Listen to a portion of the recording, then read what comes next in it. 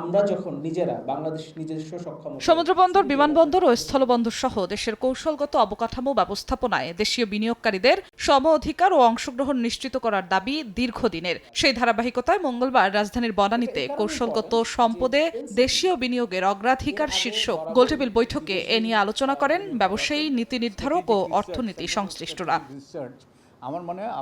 আলোচকরা বলেন, দেশের অর্থনীতির জন্য বিদেশি বিনিয়োগ গুরুত্বপূর্ণ হলেও কৌশলগত খাতে দেশীয় উদ্যোক্তাদের ন্যূনতম সমান সুযোগ নিশ্চিত করতে হবে। একই সঙ্গে বিদেশি বিনিয়োগের ক্ষেত্রে যৌথ উদ্যোগ এবং প্রযুক্তি হস্তান্তর চুক্তি বাধ্যতামূলক করার দাবি জানান তারা। 25 বছরের গোলামীর চুক্তির জন্য যে কি লড়াই করেছি, ভারতের সাথে যে চুক্তি আমরা করেছিলাম, এখন আমেরিকার সাথে যেটা গোলামী, এটা কি? এরকম কি কোনো ব্যবসা হয় যেখানে মিউচুয়াল ইন্টারেস্ট থাকে না? তাহলে আমার ইন্টারেস্ট আছে, তার ইন্টারেস্ট নাই, সেটার একটা ব্যবসা হতে পারে? আমাদের দেশে দুর্নীতির ধরন বদলে গিয়েছে। এখন একসময় তো দৃশ্যমান দুর্নীতি হইতো অনেকটা, আর এখন অদৃশ্য দুর্নীতি। কিছু সংস্কার দরকার, কিছু প্রাতিষ্ঠানিক সংস্কার দরকার, পদ্ধতিগত সংস্কার দরকার। বাংলাদেশে কাজ করার পরিবেশটা কিন্তু ফিরিয়ে আনতে হবে, এবং কাজ করার পরিবেশ যদি ফিরিয়ে না আনা হয় তাহলে কিন্তু এই নেগোসিয়েশন স্কিল বা এটা নিয়ে কেউ খুব দায়িত্ব নিয়ে আপনারা আগাবে না।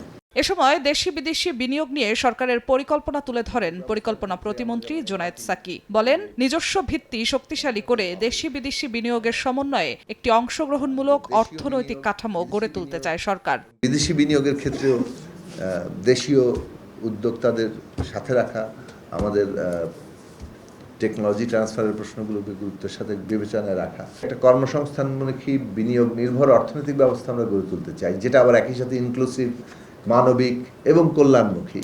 একই সঙ্গে ব্যবসা বাণিজ্য সহজীকরণ, ব্যয় সাশ্রয় এবং বিনিয়োগ বান্ধব পরিবেশ তৈরিতে সরকার বিভিন্ন উদ্যোগ নিয়েছে বলেও জানান প্রতিমন্ত্রী। এই ধরনের দেশগুলোতে বিদেশি বিনিয়োগ। জিন্নাতারা যশোয়া, সময় সংবাদ, ঢাকা। এবং